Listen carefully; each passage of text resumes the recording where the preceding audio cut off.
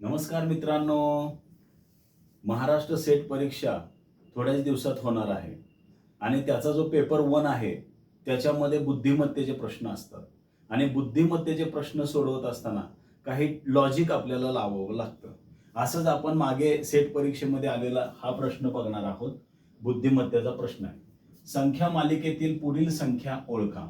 संख्या मालिका याच्यामध्ये 0, 1, 9, 36, 100 आणि पुढची संख्या जी आहे ती आपल्याला ओळखायची आणि पर्याय दिलेले आहे 216, 164, 196 आणि 225.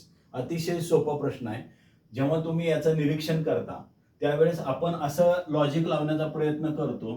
ह्या ज्या संख्या दिलेल्या आहेत 9, 36, 100 आणि पुढची काय, हा आपला प्रश्न आहे. पण जेव्हा आपण याला बारकाईने बघतो तेव्हा आपल्याला असं लक्षात येतं की इथं 1 गुणिले 1 आहे, इथं 3 गुणिले 3 आहे, इथं 6 गुणिले 6 आहे आणि इथं 10 गुणिले 10 आहे. म्हणजे हे काय आहे, 3 चा वर्ग 9 आहे, 6 चा वर्ग 36 आहे आणि 10 चा वर्ग 100 आहे.